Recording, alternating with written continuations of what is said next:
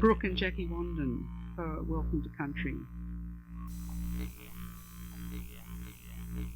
Wawa, narit Brooke Wandon, mamanik yurongi tumbanyak. Kulang ba mindmut polokuro. Ikal, inapal, waranjerial.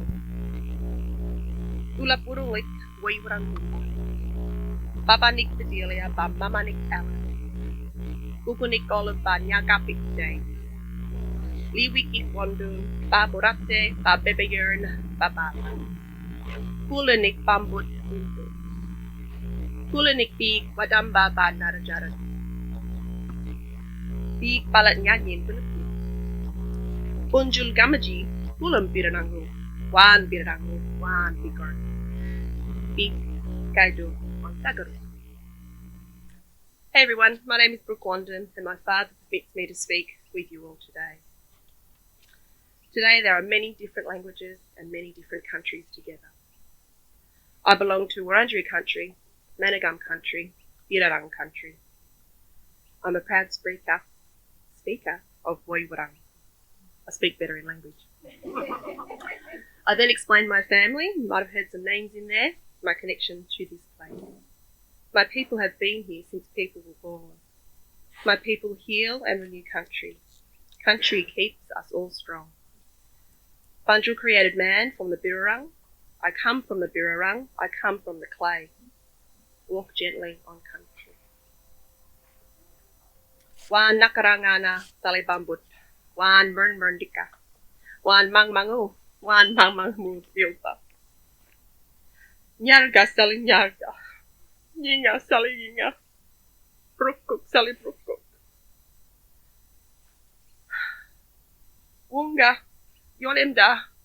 Yana baring darangalpik. I met Sally long ago. I was younger then. I remember you now, and I will remember you often. Dance, Sally, dance. Sing, Sally, sing. Paint, Sally, paint. Fast mind, big heart. Share your love wherever you go into the darangalpik.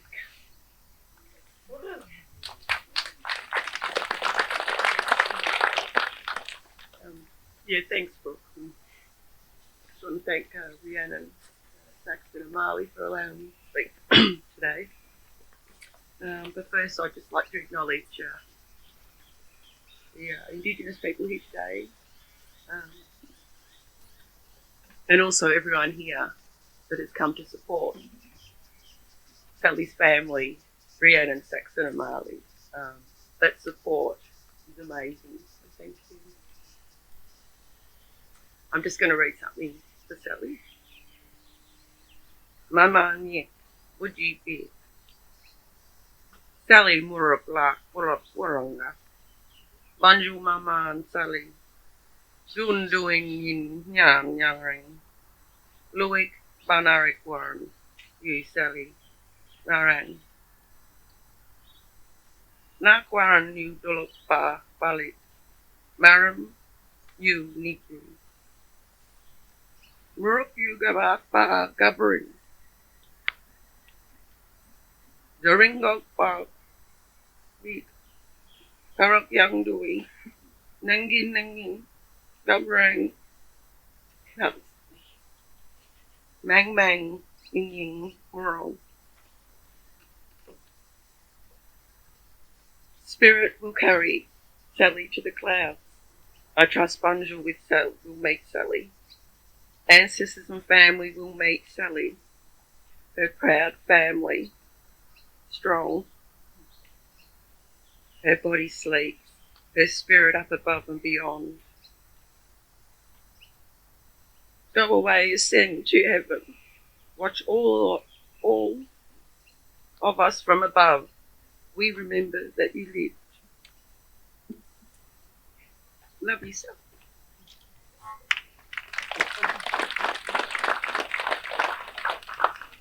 Thanks, Brooke and Jackie.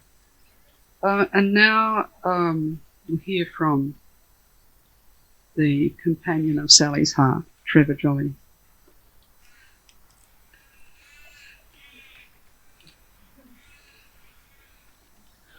Thank you all for coming. Greatly appreciated. I think Sal touched all of us. me especially. I had 23 years with Sal, and she was the love of my life. I hope you all experience a joy like that. And, you know, we'll just look at Sal's life and remember her. And, yeah, the wonderful person she was, the fiery little redhead. I see a couple of chuckles in the back there from her partners in crime.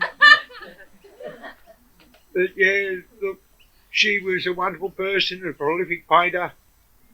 I've put all the paintings on display up there for you all to come and have a look at if you want. Like I said, I lost track at 120, so you know, there's some good paintings and some good people, and I'm sure there's a lot of you's got paintings in your own houses that Sal done. You know, so yeah, let's just enjoy the life of a lovely person, and she never judged anyone. She never, expected anything of anyone, but she was always there to help people.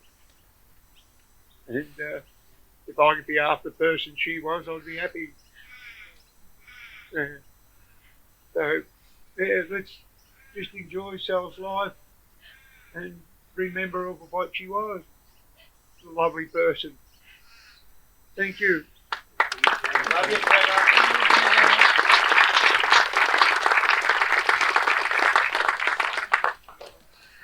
Thanks, Trevor. Next, I want to acknowledge that Saxon isn't able to be here today. He's in Berlin, but he's linked in and is able to hear and I hope see. Can he see what's happening as well? I don't know. Anyway, he's linked in with us. Hi, Saxon. Okay, so, well, here we are at an event that many of us are finding hard to believe is happening. A memorial service for Sally Grice. It's so hard to take in that our beautiful, golden-voiced, smiling, funny, big-hearted, abundantly creative Sally will never again be physically in our midst.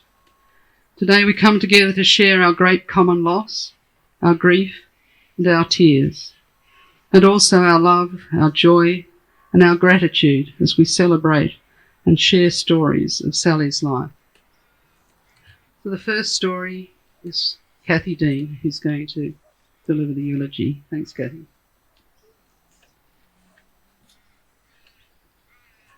I'll be reading. I'm not as eloquent as some. Okay.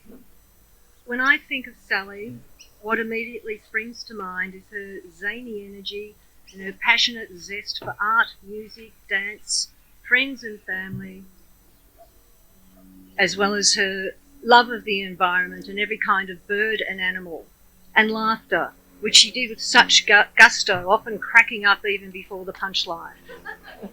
I'll be eternally grateful to her for the enthusiasm she engendered in me and many, many others to embrace the extracurricular in life.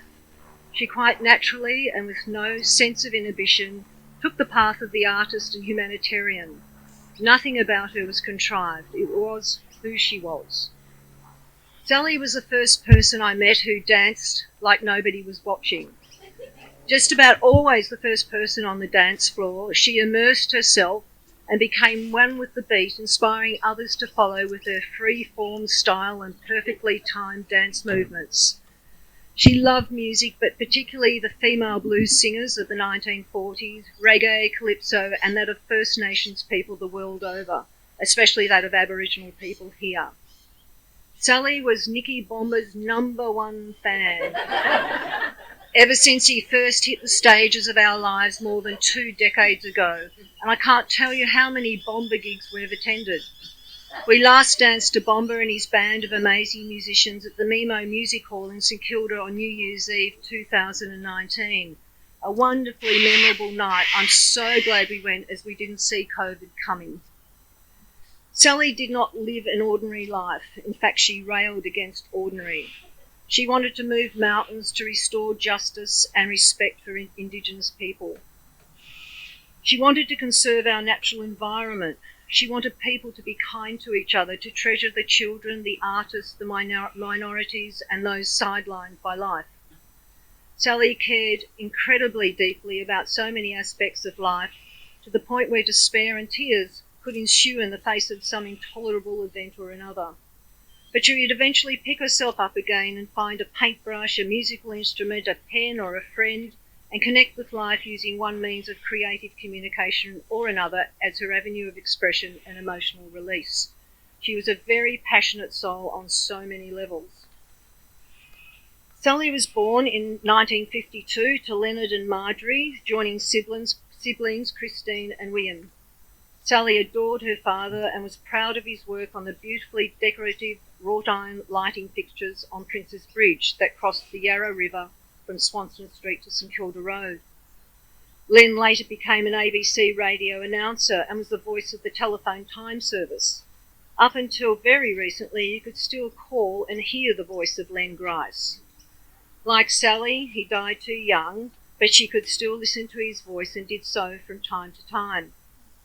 Sally's mother, Marjorie, worked in the Army Corps as a younger woman, was a devoted Christian and regular churchgoer. Going to church was not young Sally's style, and supported by her father, she gained permission to skip church and instead was permitted to stay at home to cook the family their Sunday roast. Sally was a musician from a very early age, taking piano lessons as a child, and in her teens took on music theory, reaching grade 8 level, which is no mean feat. As an adult, she also taught piano and had the pleasure of ferrying my daughter Rani to Montsalvat for around 6 years of lessons with Sal. She never lost her love of playing the piano. It remained one of her greatest pleasures. Sally left home at 17, and the ensuing few years were a roller coaster from which she emerged slightly scathed, but still, she blossomed into the artist and musician that remained her essence. As a young adult, she had some interesting jobs, including at both La Trobe and Melbourne universities, working in laboratories with fungus and growing culture, which fascinated her. With Carol Onley, she ran a vegetarian restaurant at La Trobe Uni, employing Colin Hay for a while as their onion peeler. No Vegemite sandwiches. There is more, but I think Jen and Sandy can fill in a few missing moments during these years, but I do know Sally was briefly a nurse before meeting Sebastian Jorgensen. Falling in love with Sebastian was a turning point in Sally's life. Moving to Montsalvat when it was truly an artist haven, she took classes with Leslie Sinclair, and her talents as a painter and musician grew with the creative appreciation she found here at that time. Sally was a singer of note too. Her voice was just gorgeous, strong, husky, harmonic, and with a terrific range. She often accompanied herself on both piano and guitar and explored a diverse range of musical genres. That rich voice could harmonise a treat, and with Sebastian's incredible classical guitar skills, they often collaborated in concert, theatre pieces and songwriting. Sally also sang with others, including Leslie Averill, Lisa Young, and in Acacia with Ange McMillan and Narita Kiroff.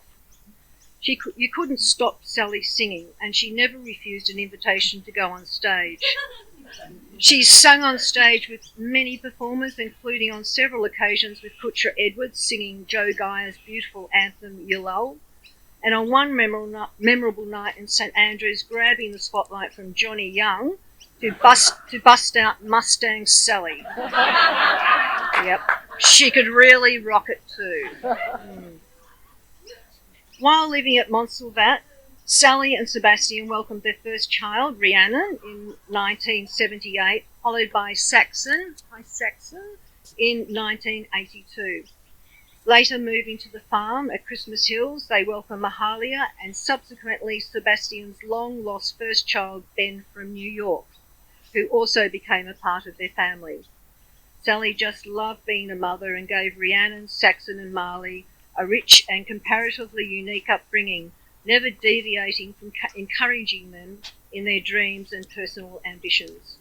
I think sometimes the children may have wished for a quieter life, but as adults, I think they can now look back and know how special and enriching their upbringing actually was.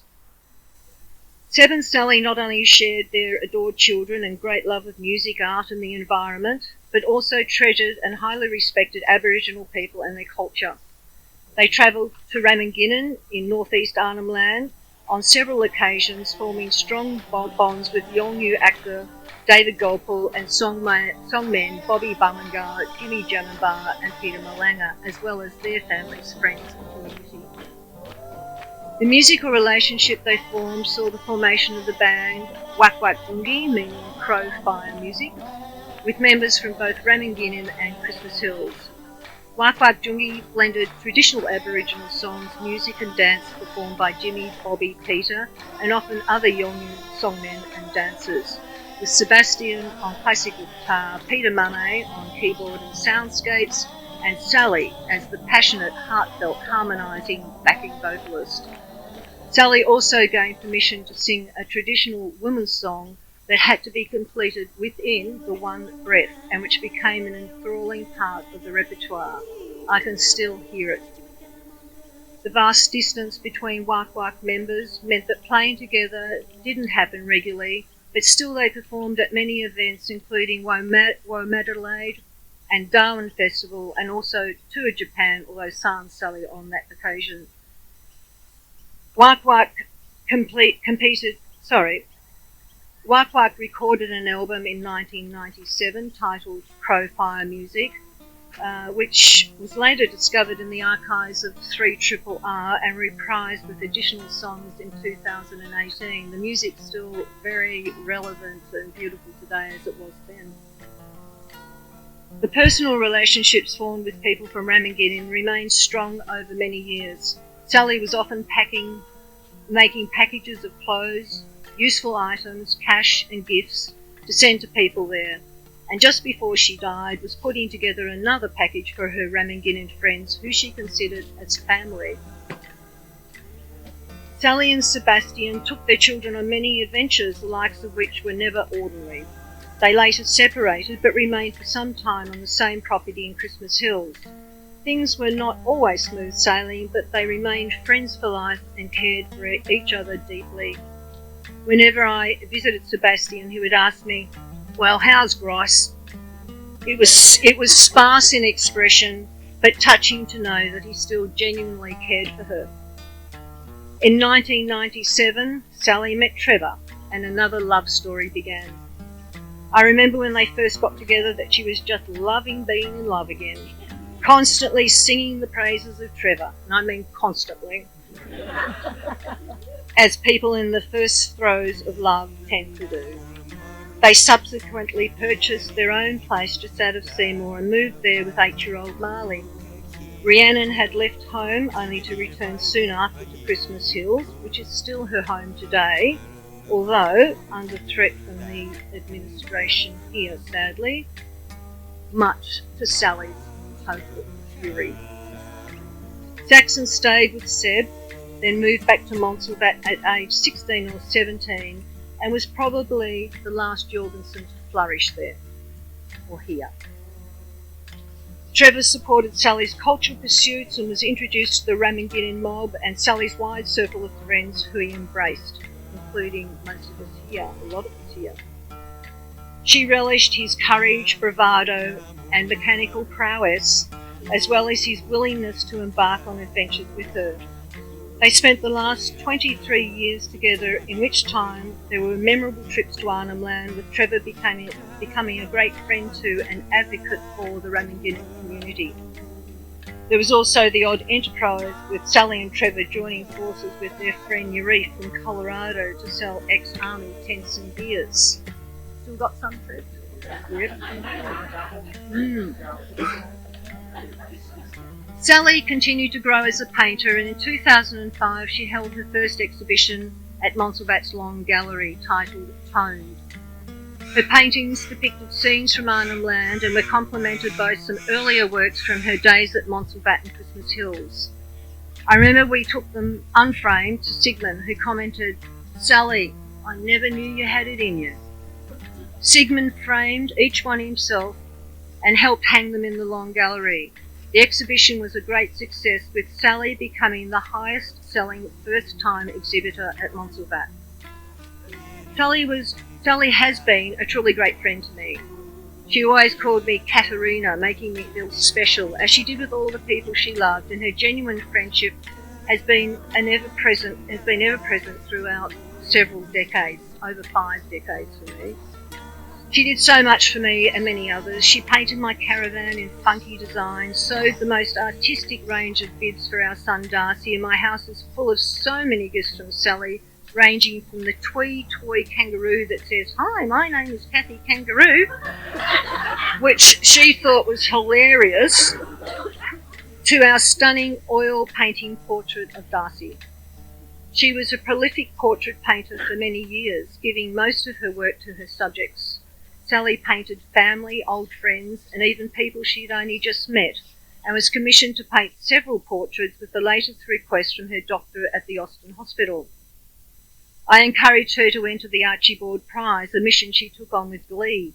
Twice we travelled to Sydney with a portrait of international citizen Tracy Norton, and then Nicky Bomber in serious drumming mode, taking planes and trains, looking for oversized taxis to take these large works, and when none were to be found, finishing up on foot, making mad and comic dashes across busy Sydney intersections, carrying these sizable paintings to the New South Wales Art Gallery.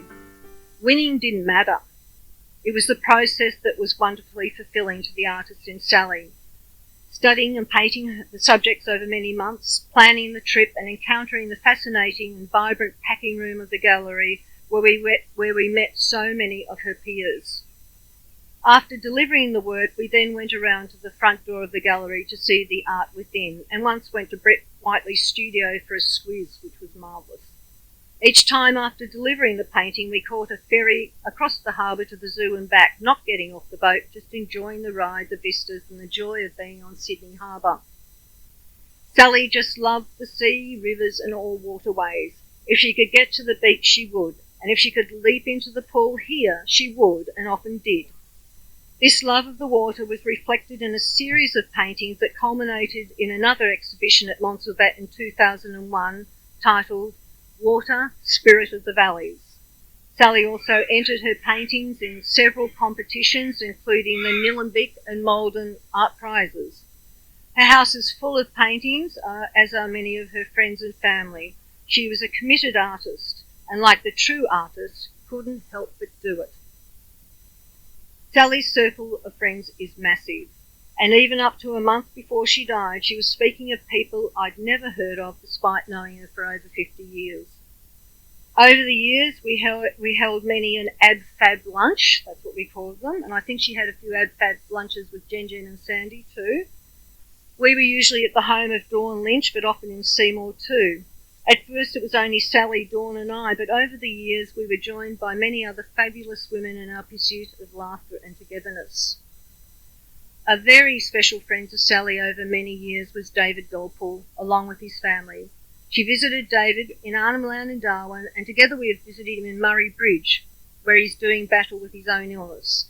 I know Sally would want me to mention him especially, and also Mary, whose dedication to David's welfare is a godsend for all who treasure him.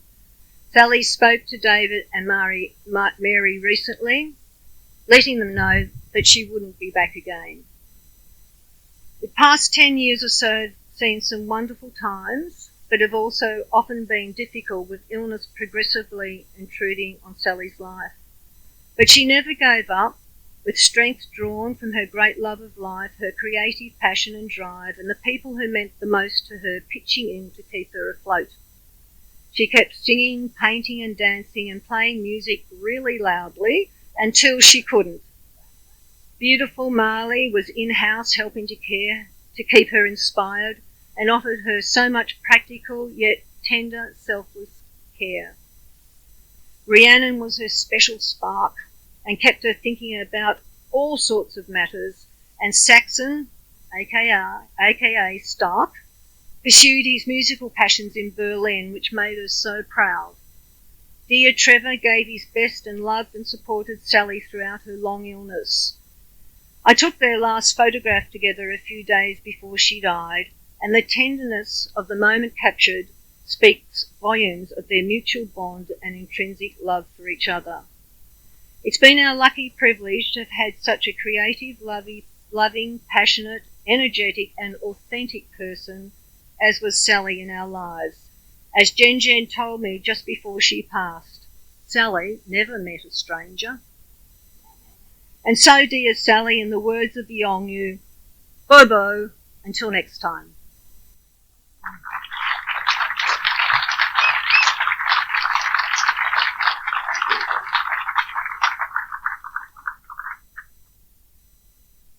Thank you, Kathy. Now, Tracy Norton is going to read a poem for us.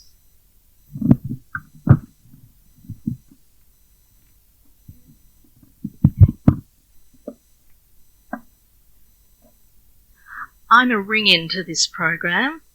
I think Kathy found this poem and thought it was so Sally, and it is really. Unfortunately, we don't know very much about the poet. She's on the internet, but very mysterious person. Anyway, she wrote this in 2013. The artist is the one who is up all night. The artist is the one who looks lost. The artist is the one who fears no tyrant, because it just becomes the next piece. The artist is the one who cries out with a pen. The artist is the one who finds safety in a brush. The artist is the one whose enemy is the blank spaces, because that's where the uniformity is, and the potential. The artist is the one who retorts just injustice. The artist is the one who rips at the seams. The artist is the one who screams at the world because it seems no one will listen. But never does that stop the artist, for the artist is one of persistence, a never-ending fire that burns inside, a passion that will never die. Without the artist, our world will crumble. Without the artist, our life will go grey. Without the artist, our days would be lonely, because that's when the blank spaces win. It's the colour that bursts from the mind. It's the thought that paints the sky. It's the music that gives us hope, because it's only with the artist we see reason to be alive. Ballet Sally. Okay. Jen and Sandy.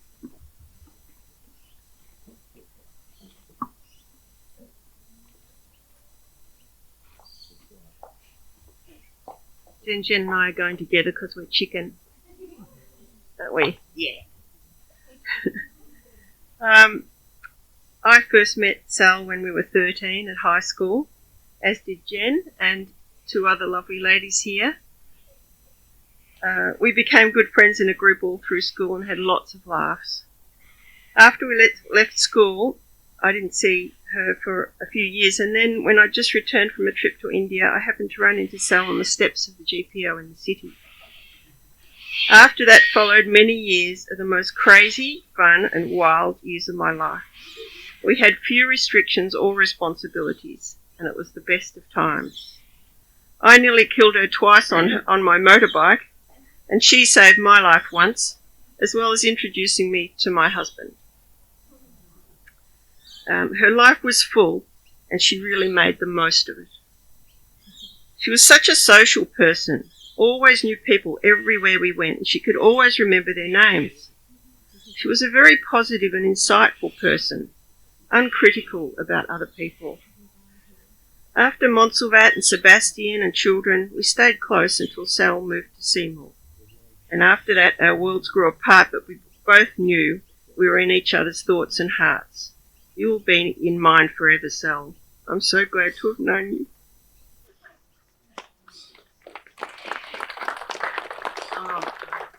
Glasses. As San said, we met in grade 5, and I've got the other view of Sal. She was a bloody larrikin, absolute larrikin.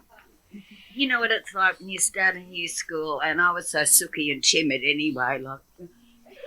And in the first term, there was this girl called Anne. Well, she should remain nameless, but it was called Anne Dolly. And Sally bloody dumped her on the concrete. And I'm going, oh, thanks, Mum, for choosing this school. It was like Win Leighton, which was a bad girl's home. And I thought, oh, I'm not going to survive here. So I did a fair bit of greasing up, I am sure, in case she had my backbone in the crosshair. And we forged a wonderful friendship. But she was always a devil. Like, this is before she was an artiste. She was a devil. Always hilarious and so protective of all her, nearest and dearest. I don't know. It was so hard to write this, and this is the 20th draft, because every time I think of Sal, I just think of more funny things. Anyway, oh God, my knees going. Yeah. Early 60s in our life was pretty bloody tame, It was before, it certainly wasn't Carnaby Street or, Chelsea. No. Oh, well, obviously. Another fit. Anyway, but the music was fantastic, and we used to go to dances and stuff all the time, and, the loved ones in Easy Bed, like Max Merritt, it was just fantastic. Anyway, there was a dance, I don't know where it was, but this really mean-looking sort of love-hate on her knuckles Sharpie, and Sal got into a heated argument. And I'm sort of hovering behind thinking, don't be doing this, Sal. Please don't be doing this. And I think the hate knuckle went like that. Sal, of course, deft and agile, ducked. And it was honestly like, when you see in cartoons that tweet, deviated septum, black eye, and I don't think, it matter. I don't know, I'm raving now. I forgot to, well, she done, so I copped it. Thanks, Sal.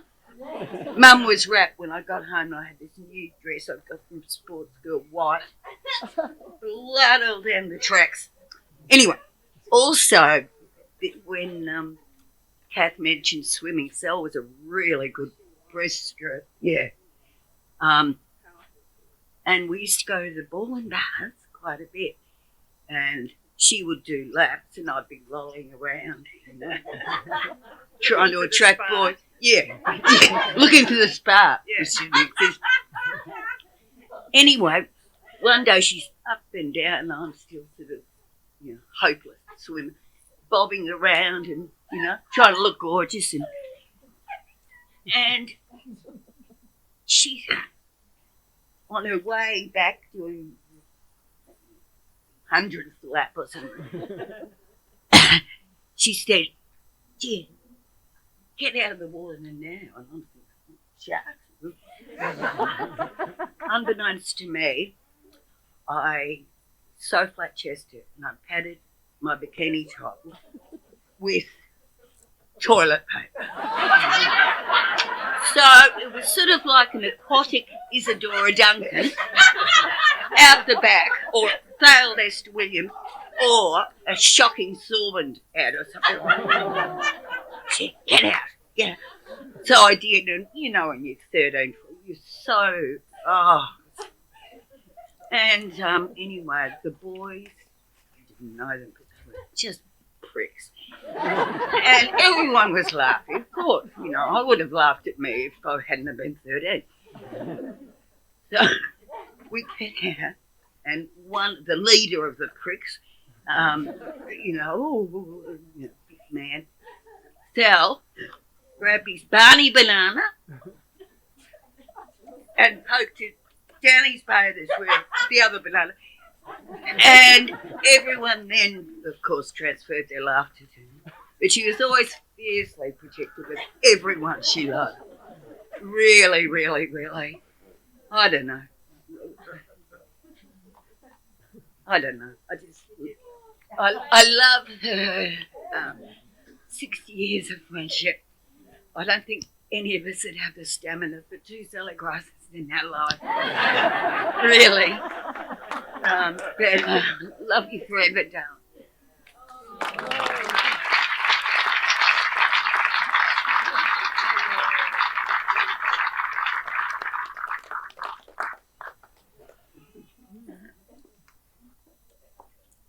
Thanks, Jen and Sandy.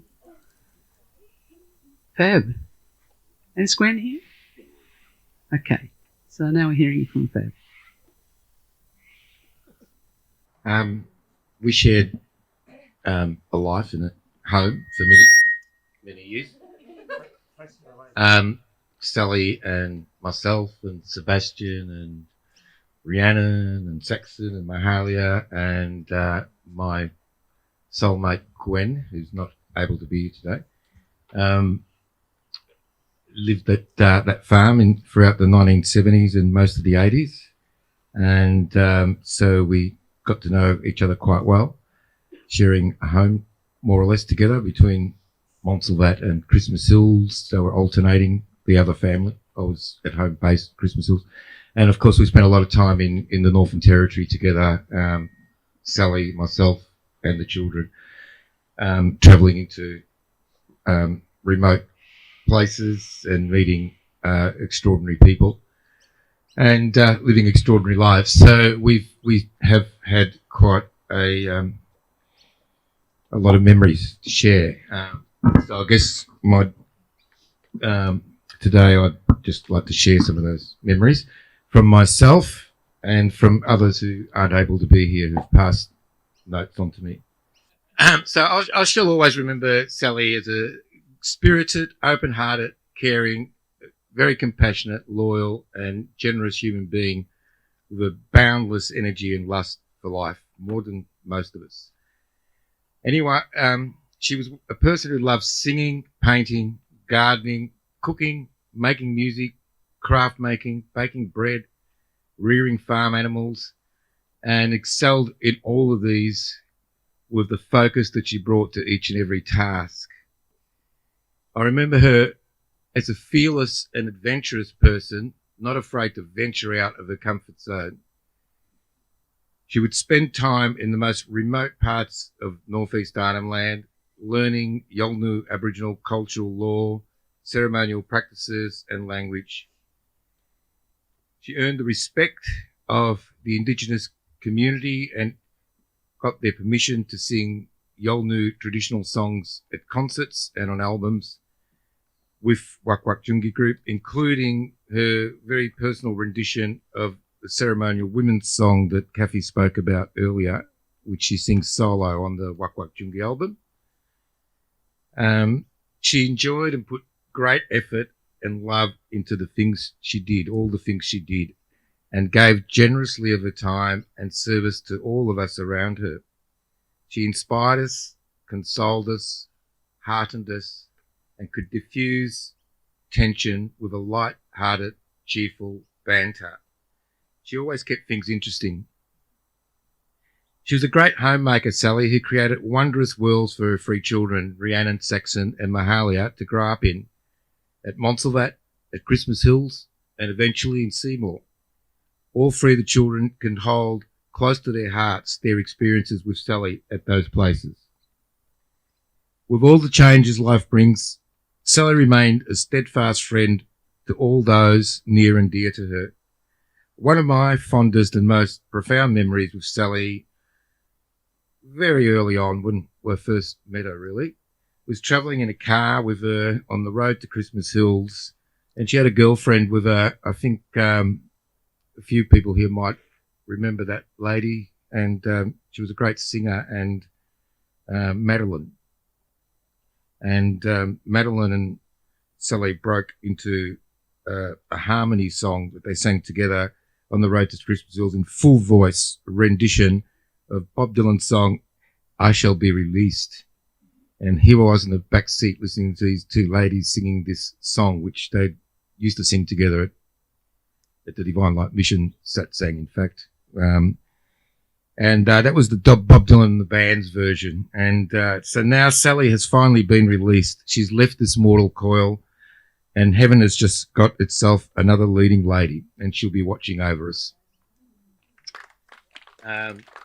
So that's my memory of Sally.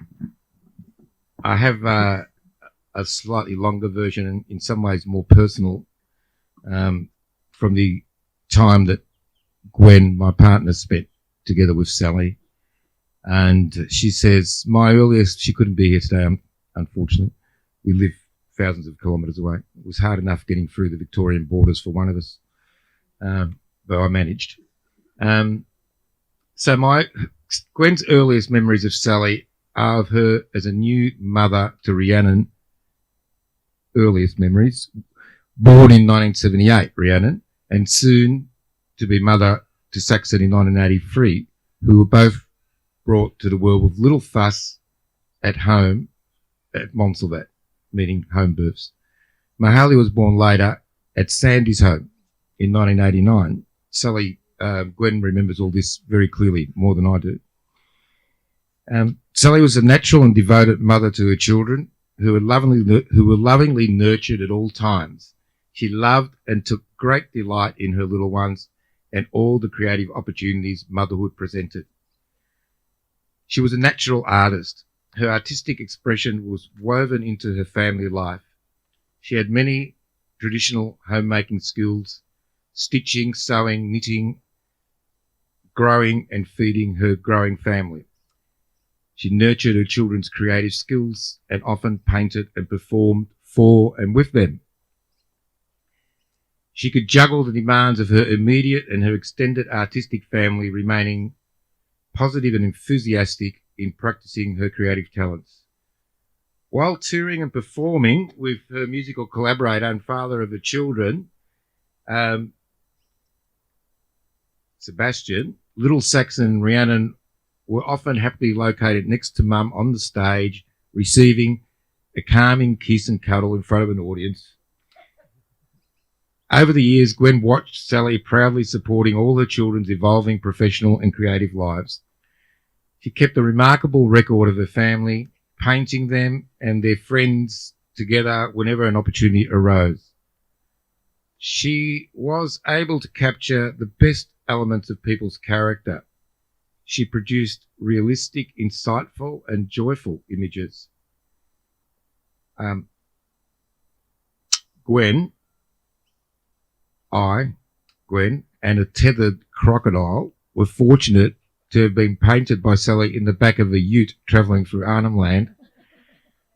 It's probably the best the crocodile and I have ever looked, says Gwen. When I look at the beautiful portrait Sally did of Gwen, not me, of me over the years, Gwen sometimes thinks that Sally seemed to know her better than she knew herself. She says Sally's contributions to the gardens at Christmas Hills and Montsalvat took great effort. She would carry her gardening treasures and tools back and forth between Christmas Hills Cottage and the formal gardens at Montsalvat.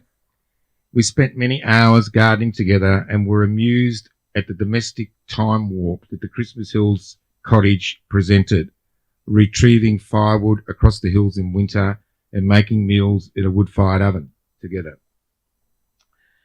Though sometimes deeply aggrieved by the injustice and destructiveness of modern life, Sally chose her own unique path to a more loving, peaceful and beautiful world. Gwen experienced Sally's collaborations with the Indigenous people of Ramingining as central to the production of the unique Wak Wak Jungi recording. She says Sally's empathy with her collaborating musicians, her connection with the Ramingining community and her hospitality that she showed during their visits to Melbourne made it possible to produce the recording. She was considered family in Ramingining and she maintained unwavering practical support, particularly for the women and girls during her many visits and with her shipments of clothes and cooking and domestic equipment that was sent up to her, which Trevor also contributed to greatly. So Sally was an extremely warm-hearted and generous friend to Gwen, and like many others, Gwen greatly appreciated the creative opportunities that Sally offered her. When we first met, she says, she offered musical mentoring and invited me to rehearse and perform with her in the communal band that was formed for the Christmas Hills Festival, the Green Gorillas. In great music. It's been unearthed from those days recently. In those and other musical ensembles, Sally acted as an intermediary between Sebastian's exacting melodic requirements and the contributions of a sometimes raucous chorus, a challenging exercise in diplomacy which Sally undertook in good humour and spirits. I worked with Sally in completing large backdrop and scenic paintings for shows and concerts. Her versatility taught me valuable skills to enable me to later produce textile artworks of my own. That's not me, that's Gwen. The most recent time Sally and I spent together was at the Blues Festival in Byron Bay. The joy that Sally took in being in the presence of the music and musicians of her youth was deeply moving. As throughout her life, Sally was physically uplifted and carried by the music. And so she used to come to Byron Bay for the Blues Festival regularly with the children, and we'd all live together, and Nikki would stay with us sometimes. And in fact, I think Nikki and Sally wrote a song together once. It was called Don't Make Me Laugh. Lyrics by Sally Grice. You might sing it for us later, inside. I share with Sally's family and friends. Gwen shares with Sally's family and friends the celebration of a joyful, spirited and inspired collaborator and friend.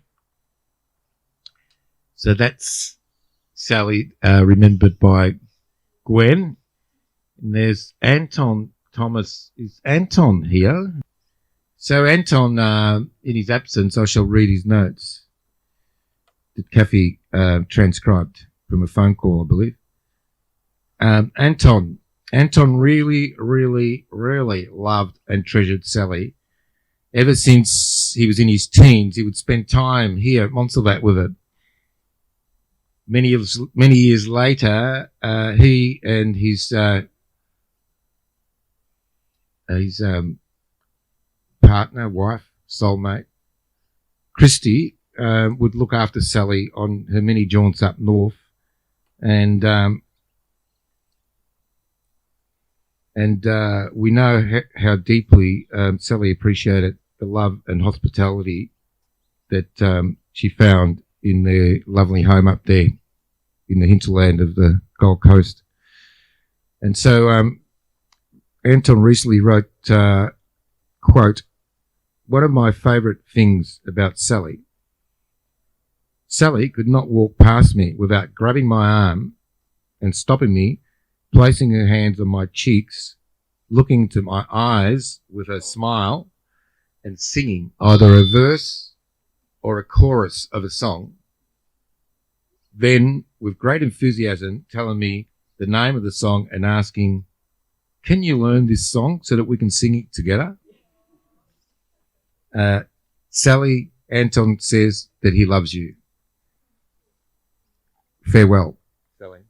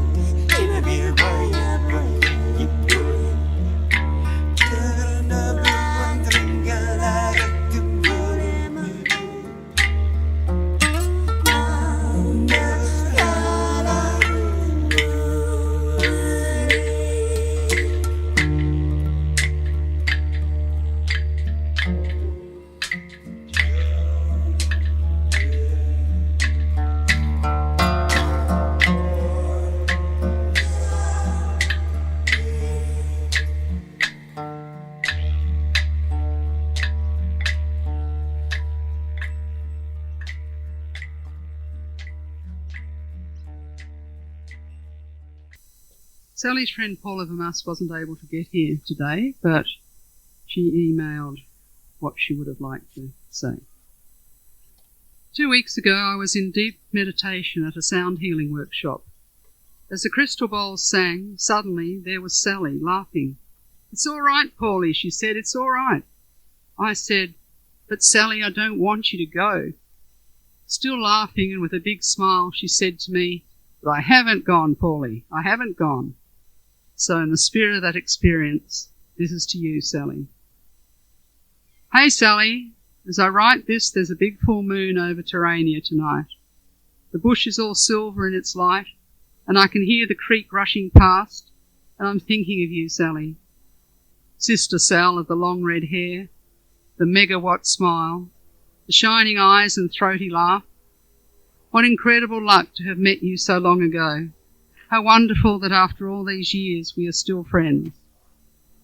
Thank you for being my friend, Sal. Always there when needed, always yourself, so real, so honest, and yet so kind. Always ready for a spliff, a laugh, an adventure.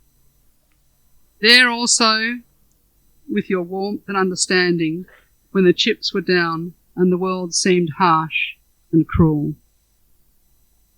Your caring heart.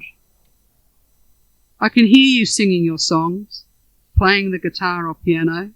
I can see your wonderful paintings and the many beautiful gardens you created, and your best creations, your beautiful children. And with all of this, you still had time and love for your friends. Thank you for your generosity of spirit, praising me up big, making me feel like $1 million. I always felt good around you, Sal. Safe to say what I felt and to be myself. I just knew you understood. So many years, so many scenes. Carlton, Montsalvat, Panton Hill, Christmas Hills, Seymour and Terrania. Precious memories. I can still see you here in my garden painting. I still have the one you did of my house. Oh, it's just a quickie, you said, a bit unfinished. It hangs on my wall where I can see it every day. I smile and think of you. Thanks for all that lovely music you sent to me, always with a lovely card. Hey, Paulie, have a listen to this. Hey, girl, what about the last time we were together? Blues Fest, 2019. Archie Roach, Yotha Yindi, Melbourne Ska Orchestra. Your favourite. 11 hours walking tent to tent, dancing, then trekking miles to the car park for a spliff. Midnight, Melbourne Ska Orchestra, I'm almost dead and you're still dancing. Hey, thanks for all those cards and letters we exchanged over the years. I just loved it when I go to the store for mail and there would be a card and a letter from you, and sometimes a prezi too. Thank you, thank you, thank you. And in the spirit of the singing bowls, I talk to you every day. Thank you for everything we shared. Thank you for your friendship. You're always in my heart, Sally. You are always in my heart. To all of Sally's friends here today, and to her dear family, Rhiannon, Saxon and Marley, and her heart's companion, Trevor, I've just got to say, how fortunate are we to have had our lovely Sal walk this earth with us for as long as she did. Beautiful words from Paula. And now Wayne and Giovanni.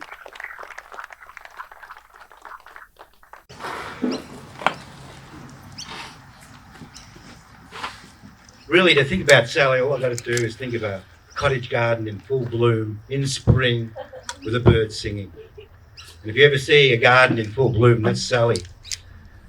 Flowers anywhere. Wherever she visited somebody, she always took a bunch of flowers. And I think she was the flower in everybody's life, whether it was with her voice or her sensitivity and love and gift giving. I was thinking about her daughters and a couple of qualities that I see in her daughters. With Rhiannon, in Sally, she expected to be backstage everywhere. Or on stage. And with Mahalia, she would offer a piece of fruit to the person at the very back corner of the room. I only knew Sally 40 odd years. The first time was she got my partner and I to get our food van into the Christmas Hills Festival. And we didn't have to pay, and we were the only ones who made money at that festival. And then I got to live in Christmas Hills with Seb and Sally, and I knew all her lovers. I could have been one, but I was a younger brother. Hence my intimate knowledge of that side of her life. She was a lover of David Gelflord, and I was there when she visited the year before COVID. I was talking to both David and Bobby Bunangur and Alan Murphy on Thursday. They were all desperately, David can't come, but Bobby and Alan almost were able to come, but last minute in COVID, and Bobby's got funeral commitments this week in Ramingining, and Alan is teaching, he's out at the Alice town camp, where the diversion program, teaching youth there.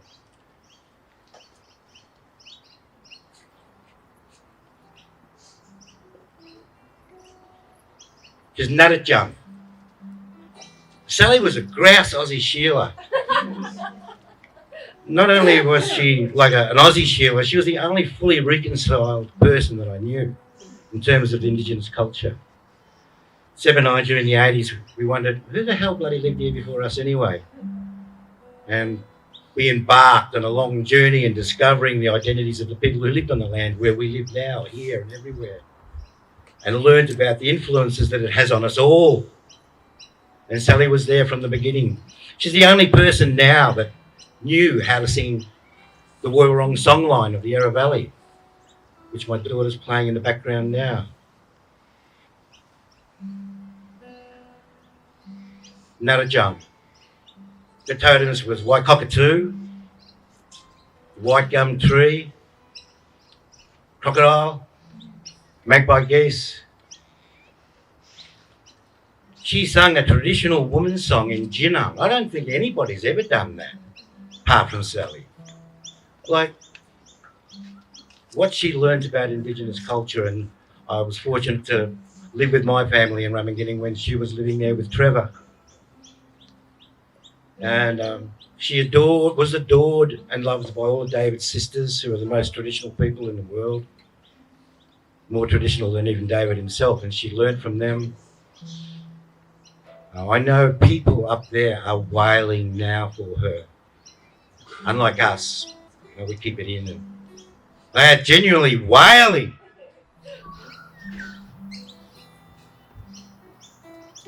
Sally, she's gone to Doola country, Jindavik.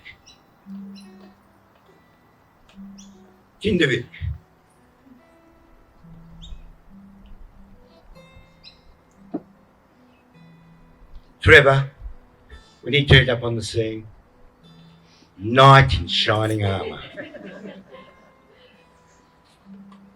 I've got lots of friends in my life, and fortunately through Sally, I think I can count Trevor as a friend, and I don't have anyone in my world who I know I can trust my back to if the chips were really down, like fair income down. And I know that he was like that for her. I had to teach, she made me start a martial art class in Christmas Hills. And listening to her friends, it sounded like she didn't really need it. But things were getting a bit testy. Things were getting a bit testy towards the end of her relationship with Seb. And she learned to be able to hold her own even better.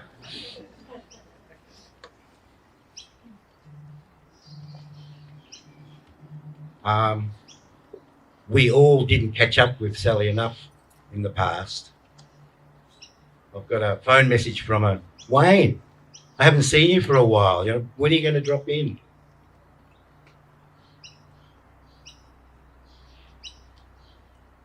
She always gave. Like, she gave more than she received. Didn't matter where she went. And it didn't matter how fucked up you were. She made you she noticed you and she made you feel alive. And I know plenty of fucked up people that love Sally.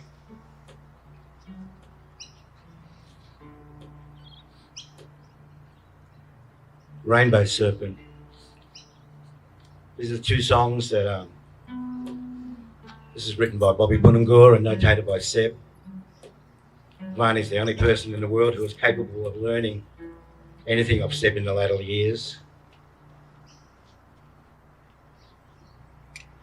Sally, with Jan and Sandy talking earlier, you can still see Sally alive today at her mates. There's Sally, I keep thinking to myself. And in her daughters, and in all of us, in all our hearts. She's a grouse big sister. She learned me to sort of like separate my pelvis from the rest of my body. Because I'd be there in the shadows, she'd say, Wayne, come on, dance. But apparently I was stuck, and then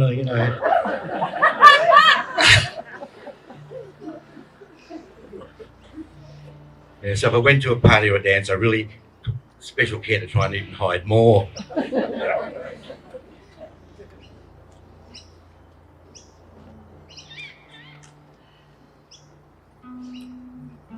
Yeah, she's definitely alive in our hearts. Like I said, every time you see a flower, just think of Sally. Every time you hear a songbird, just think of Sally. She sung in Jinnah. She's the only white Sheila I know that can speak Jinnah. She was an enthusiast linguist of the Indigenous people. Fully reconciled. I can't stress that enough. How much she learned about the Indigenous culture and how much she ingrained herself within that culture to be a fully and complete Aussie Sheila in every possible way. I love you, Sally, and I'm sorry I didn't give more to you.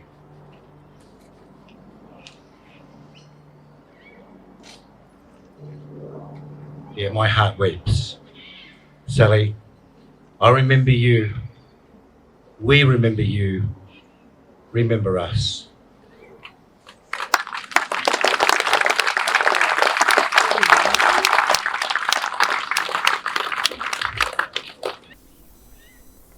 Thanks, Wayne and Pavani. Beautiful. They need no introduction. Marley and Rhiannon.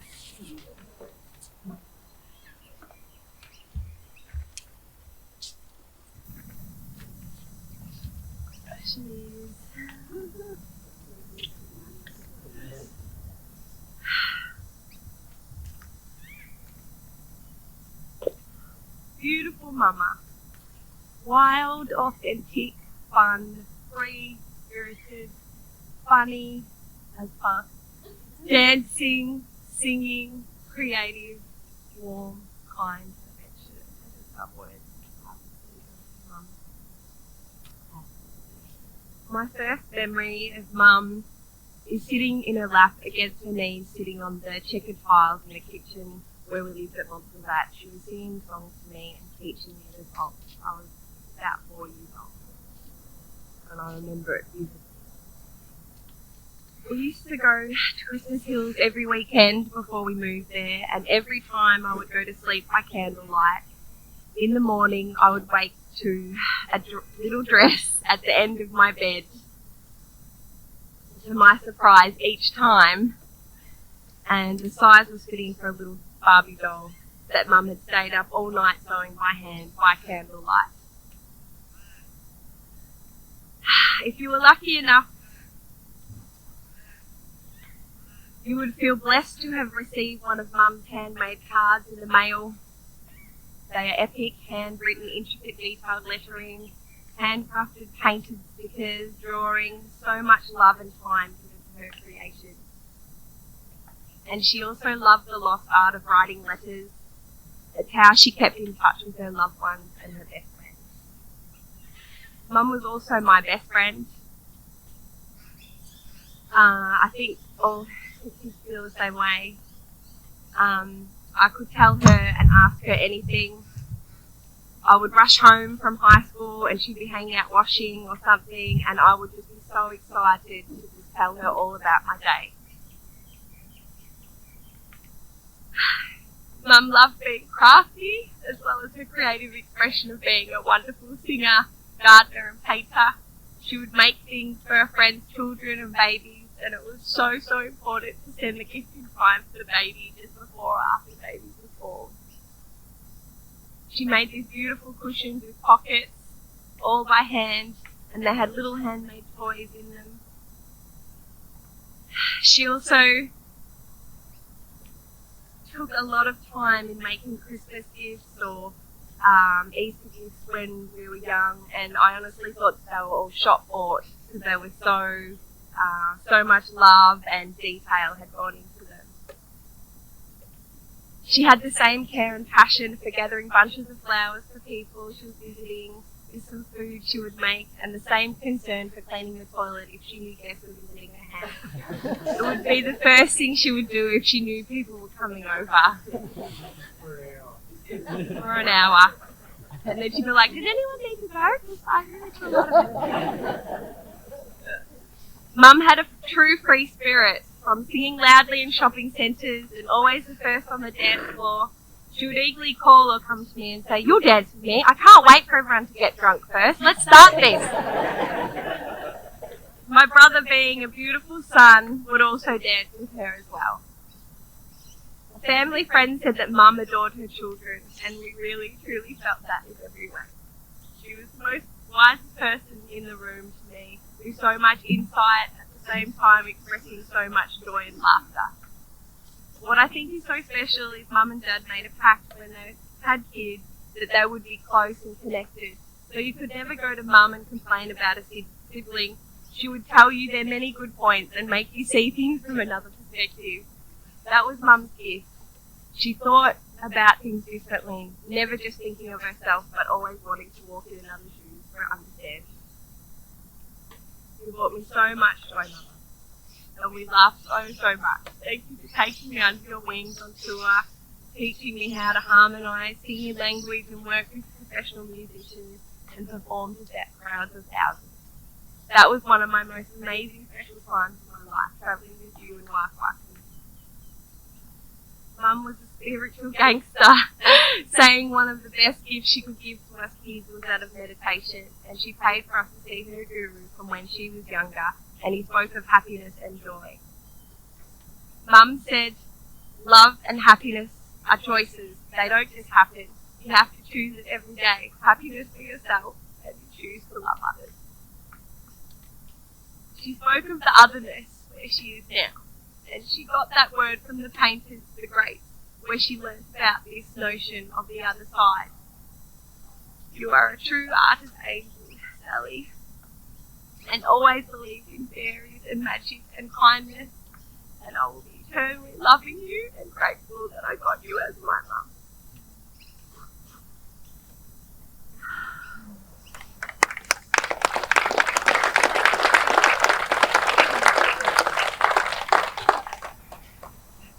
Okay, mine will be short and brief.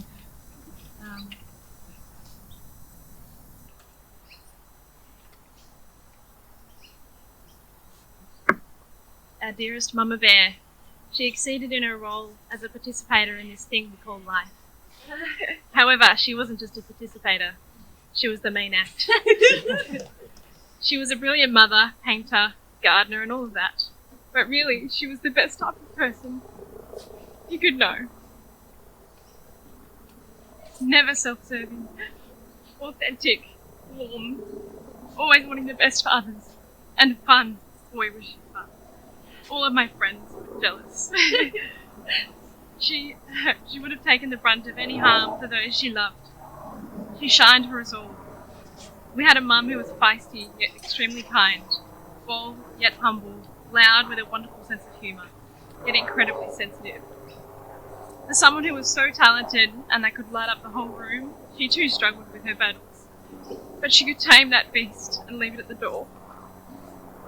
Instead, she chose to warm others with her everlasting flame and encouraged the discouraged.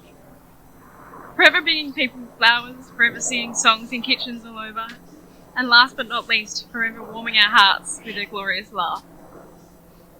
She managed to get people of all walks of life to confide in her, within minutes sometimes, of just meeting her. We all found it quite amusing, but there is so much depth to that fact. People felt so comfortable in her presence. She broke down walls and barriers with ease. I wish I could have cared for you well into an old age, Mum, because you were such a treasure. I wish I could have heard you gloat about grandkids one day, as you would have been a wonderful nana. However, I know you'll always be here in spirit. Luckily, we have countless hours of music and videos to remember you by. Your voice will never be too far from our minds, and I'll make sure that any grandkids will be fully immersed in your spirit. And of course, it will be imperative that they will know how to sing in tune. For those of you who'd like to tell a story or share a brief memory about Mum, please find Gary in the long gallery. He'll be filming short video messages. There'll be a seat where you can go and leave a special memory for us, and for the people who couldn't make it today, especially for Saxon, who is in Germany. Thank you to those who have travelled far and wide. It is a true testament to the many cherished friendships that Mum had forged in her lifetime. Thank you all.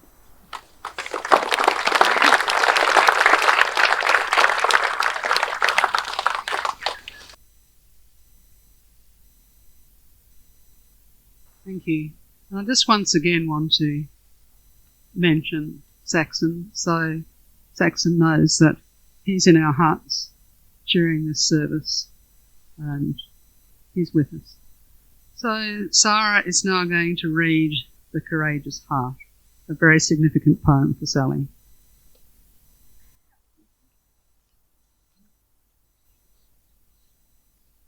Thank you so much for asking me to read the poem, and I will just take this opportunity also to thank Jørgensen's family and Montsalvat family, extended Montsalvat family, to include me. I'm one of those fucked up individuals that was previously mentioned.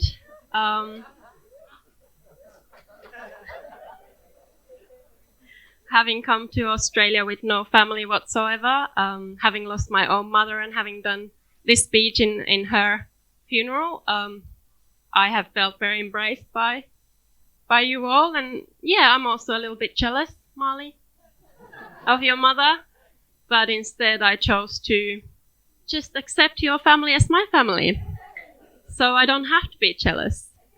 And I feel like many of us here probably feel like we're all those fucked up individuals, and we can all take an advantage of this situation. But we have lost too many family members, too many. Sigmund, Sebastian, Ben, and now Sally, and just in such a short time. And I know when my mum died, Dad was probably the one that was most in pain. So, Trevor. All right, now I'll do what I was asked here to do. The Courageous Heart. I know the stars are in the sky. I know the rivers run. I know the ocean tides obey the salute of the sun. I know the flowers trust in Mother Earth, as year by year they bloom. So why should we be so fearful of deities and doom? I know that through all life there runs a great eternal law. I know that ignorance is sin, and fear the only flaw. And knowing truth, and fearing not, I go my quiet way, assured that a courageous heart will win the darkest day. Thank you.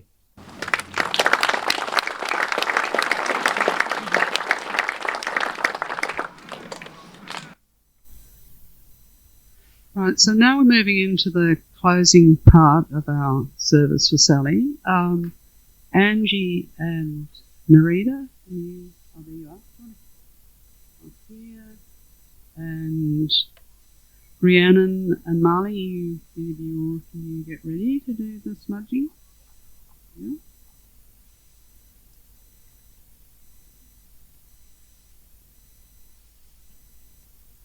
On the back of your order of service, you'll see there's a call and response. So I'll read the first line, and I invite you all to read the line that's written in bold print. And after that, we'll have the blessing, and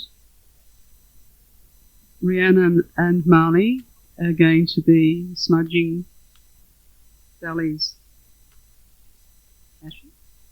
And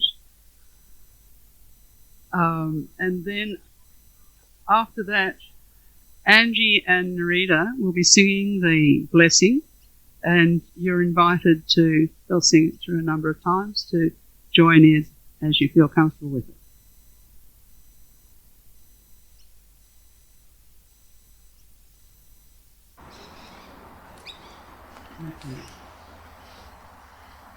For the joyous singing of your soul and the sharing of it, for your warmth and your work, for your love and your laughter, through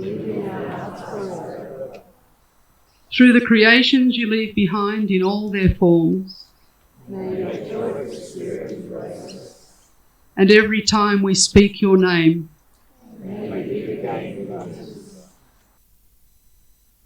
the peace of the rising wave to you, Sally, the peace of the silent stars, the peace of the flowing air to you, the peace of the quiet earth.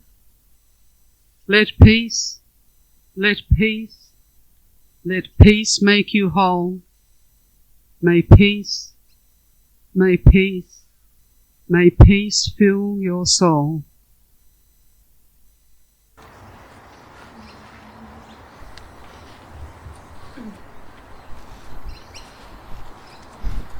The peace of the rising wave to you, the peace of the silent stars, the peace of the flowing air to you, the peace of the quiet earth.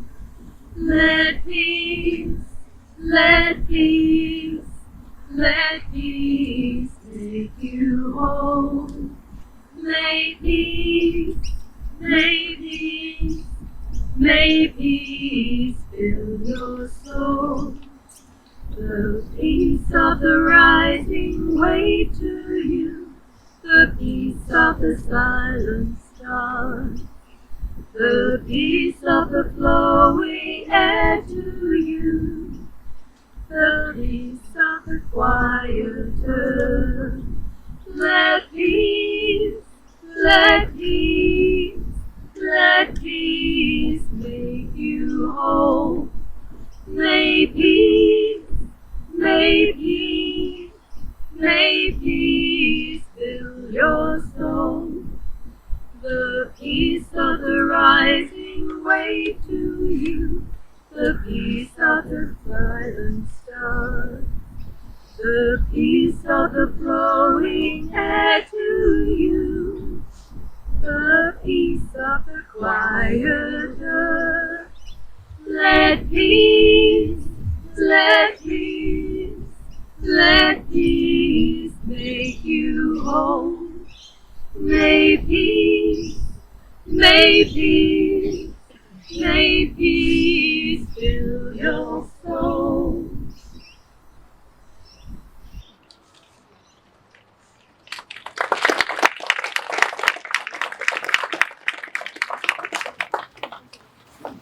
I just wanted to also say a couple of words. I first met Seb and Sally when I was about 16 or 17, and Seb persuaded me to come and do a series of plays here, the first one being Romeo and Juliet. And then we did Jack the Dancer, series of plays, and then The Green Gorillas. Seb was very good at writing his commitment to the environment and to his relationship with Indigenous communities into music that he produced through his plays and his songs. And then I was lucky enough, Sally and Lisa Young and I sang together for about 6 years as Acacia through Rhiannon's pregnancy. Seb had us dancing, I was telling Rhiannon this recently, in the main street of Adelaide, topless, covered in red ochre, for one of his plays. How he managed to talk, and in fact, Sally was heavily pregnant with Rhiannon at the time. Rhiannon, apart from Sally's wildness, I'm really glad that it was also mentioned about her meditation, because I think it was a really strong core to her. I also knew her through the Divine Light Mission, and I know that Sally was so wild, and there were so many different aspects of her, but her meditation and her practice of that was really, really important to her, and it always was the thing that brought her back home again. And she shared that with so many people, and it's just been so wonderful to hear all the stories, because I think everyone here has had that experience of how Sally's uniqueness has touched each and every one of us. And I just feel so privileged to have that, because I know for me, she and Seb changed the direction of my life from meeting them so early.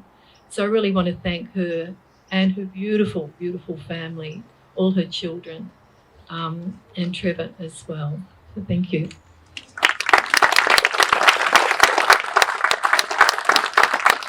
Okay, so I can pretty much hear Sally saying, well, when's the singing and dancing starting? In the hall and up. Trevor, you want to speak some? I'd like to thank you all for coming and share a thought for those who couldn't be here. And Chut Jane Narachan, fly well. Chut Jane.